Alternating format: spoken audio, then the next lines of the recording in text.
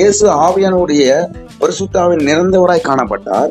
பரிசுத்த ஆவியின் பலத்தினால் அவர் என்ன பண்றாரு? ஊழியத்துக்கு போறாரு. பரிசுத்த ஆவியானவருடைய பலத்தினாலே கலிலியாவுக்கு திரும்பி போனார். அவருடைய கீர்த்தி சுற்றிலும் இருக்கிற தேசமெங்கும் பரப்பேற்று. ஊழியம் கூட பரிசுத்தாவின் பலத்தினால் தான் ஊழியம் செய்ய வேண்டும். சுவிசேஷம் அறிவிப்பது பரிசுத்தாவின் பலத்தினால் தான் சுவிசேஷம் அறிவிக்க வேண்டும். மற்றவர்களுக்காக ஜெபிப்பது பரிசுத்தாவின் பலத்தினால் தான் நம்ம ஜெபம் பண்ண வேண்டும். பரிசுத்தாவின் பலனே இல்லாமல் நம்ம வெறுமையாக பண்ணி கொண்டிருந்தனால தான் நமக்கு ஜெபத்துக்கு பதில் வரவில்லை. ரட்சிக்கப்பட்டு பல வருடங்கள் பல மாதங்கள் முன்னோர்கள் காலத்தில் ரட்சிக்கப்பட்ட வாழ்வும் வாழ்வாதாரமான காரணமே பரிசுத்தாவின் பலத்தினால் நம்ம நிறைவாதனால்தான், பரிசுத்தாவின் நிறைதலோடு நம்ம ஜெபிக்காதனால்தான் நம்ம ஆசீர்வாதங்களை பெற்றுக்கொள்ள முடியவில்லை. அல்லேலூயா. இயேசு கிறிஸ்து கூட பரிசுத்தாவினால் நிறைந்தவராக தான் ஊழியம் செய்கிறார். பரிசுத்தாவினால் நிறைந்தவராக தான் அவர் பிரசங்கம் பண்ணுகிறார். பரிசுத்தாவினால் நிறைந்தவராக தான் பிசாசுகளை துரத்துகிறார். பரிசுத்தாவினால் நிறைந்தவராக தான் அவருக்கு வியாதி உள்ளவர்கள் குணமாக்கிறார்.